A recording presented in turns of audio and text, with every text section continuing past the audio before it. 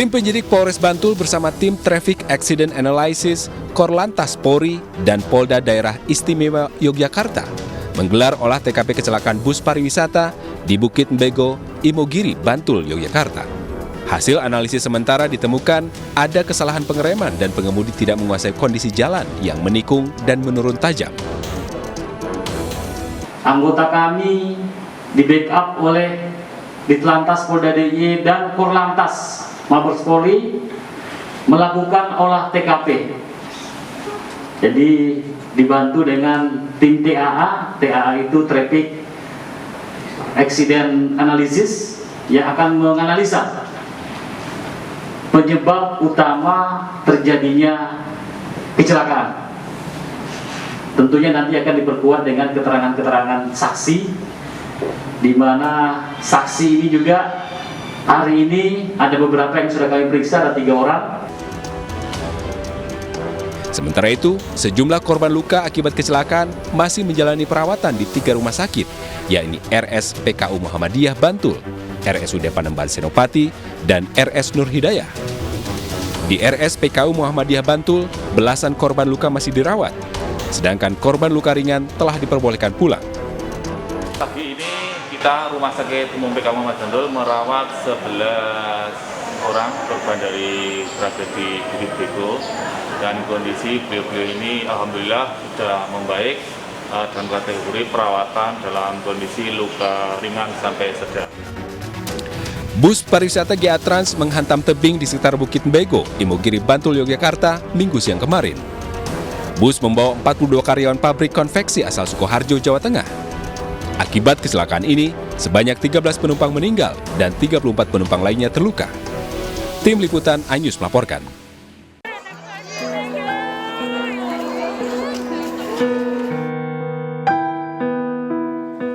Suasana haru mewarnai keberangkatan ke-6 jenazah korban dari rumah duka di Desa Meranggen, Sukoharjo, Jawa Tengah menuju pemakaman. Sebelum dimakamkan, ke-6 jenazah korban disolatkan di masjid setempat yang tidak jauh dari pemakaman. Usai disalatkan, jenazah langsung dimakamkan. Untuk mempermudah prosesi pemakaman ke-6, jenazah dimakamkan di satu liang lahat.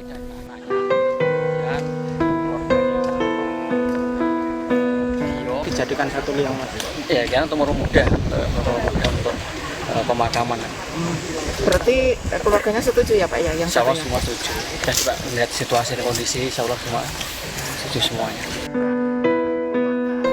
13 korban meninggal akibat kecelakaan maut di Imogiri, Bantul, Yogyakarta. 3 diantaranya warga Wonogiri, 1 warga Solo, dan sisanya 8 korban dari 2 desa di Kecamatan Polokarto, Sukoharjo. Dari Sukoharjo, Jawa Tengah, Tata Rahmanta, iNews melaporkan.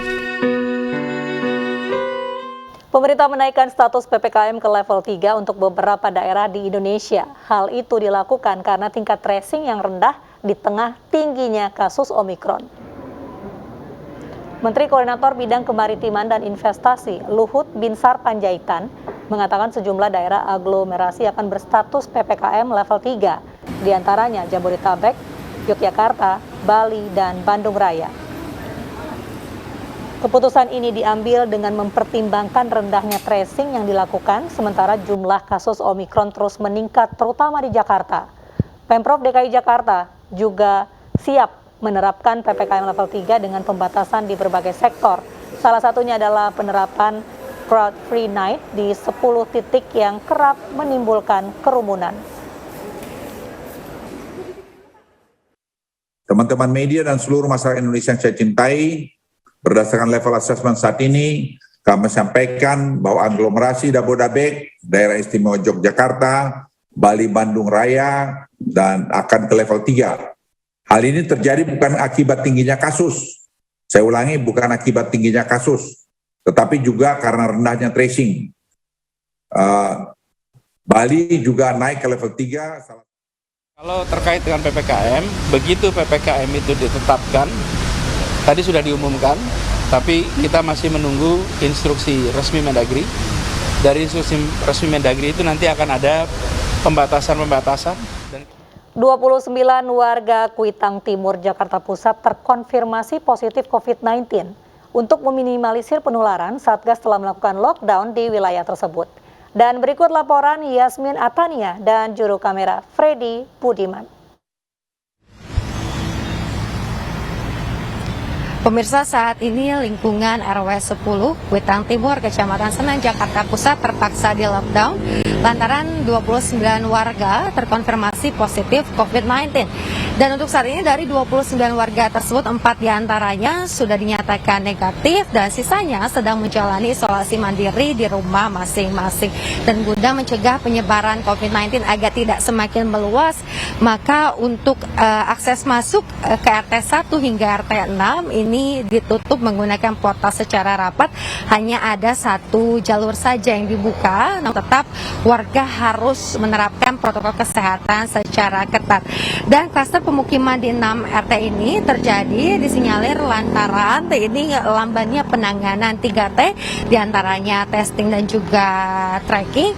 Dan juga ini minimnya informasi yang disampaikan oleh pihak puskesmas kepada warga, mengingat ketidaktahuan warga baik itu RT RW terhadap warga yang terpapar COVID-19, sehingga untuk kluster pemukiman di wilayah ini dapat terjadi dengan cepat dalam waktu yang singkat.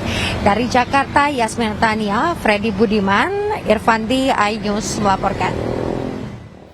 Hari kedua pelaksanaan vaksin penguat atau booster di MNC Center Kebon Siri, Jakarta Pusat semakin ramai didatangi masyarakat.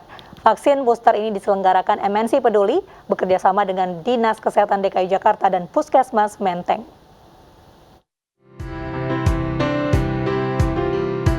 Vaksin penguat atau booster mulai digencarkan pemerintah bagi masyarakat yang telah mendapat suntikan dosis pertama dan kedua. Syaratnya adalah minimal 6 bulan setelah suntikan dosis kedua. Tujuannya untuk menekan penyebaran coronavirus dan menciptakan kekebalan komunal. Jadi buat semuanya yang udah vaksin 1-2 gitu, boleh langsung datang ke pos masing-masing untuk vaksin, biar vaksin booster yang ketiga, untuk memperlengkap si vaksin pertama dan kedua. Hari kedua pelaksanaan vaksinasi booster, masyarakat semakin ramai mendatangi sentra vaksinasi yang digelar MNC Peduli bekerjasama dengan Dinas Kesehatan DKI Jakarta dan Puskesmas Menteng. Mereka nampak antusias mengikuti seluruh tahapan vaksinasi, mulai dari meja registrasi, screening, hingga penyuntikan. Dulu saya ikut vaksin pertama, kedua juga di MNC, dan vaksin booster juga di MNC. Saya senang sekali ada bakti sosial semacam ini yang terus diselenggarakan oleh MNC. Kami mengajak seluruh masyarakat Indonesia agar datang untuk melakukan vaksin ketiga sebagaimana yang telah diberikan oleh pemerintah, dengan harapan dengan vaksin ketiga ini akan menurunkan tingkat penularan daripada COVID-19. Selain mendukung program pemerintah, sentra vaksinasi ini juga untuk memfasilitasi masyarakat yang belum divaksin dosis ketiga. Tim Liputan iNews melaporkan. Lama menghilang, seorang poluan Bribtu Kristi Sugiarto ditetapkan sebagai buronan oleh Polda Sulawesi Utara. Poluan berparas cantik itu terjerat indisipliner karena meninggalkan tugas tanpa izin selama 30 hari berturut-turut. Bribtu Kristi Sugiarto sudah meninggalkan tugasnya sebagai polisi sejak 15 November 2021 lalu. Sehari-hari, poluan berparas cantik ini bertugas sebagai bintara bagian sumber daya manusia di Polresta Manado. Polisi telah menetapkan Bribtu Kristi sebagai buronan sejak 31 Januari lalu. Ia terancam sanksi pemecatan melalui sidang kode etik kepolisian. Polisi menampik hilangnya Bribtu Kristi terkait dengan dugaan video asusila yang sempat viral di masyarakat. Yang bersangkutan saat ini sudah ditetapkan sebagai DPO, khususnya terkait dengan desersi yang dilakukannya. Jadi tidak benar bahwa yang bersangkutan itu meninggalkan tugas setelah atau menghilang setelah beredarnya video viral yang bersangkutan. Akibat desersi, Bribtu Kristi terancam dihentikan tidak dengan hormat dari kepolisian, walaupun dirinya tidak hadir dalam sidang kode etik atau in absentia. Dari Manado, Sulawesi Utara, Jeffrey Langi, iNews melaporkan.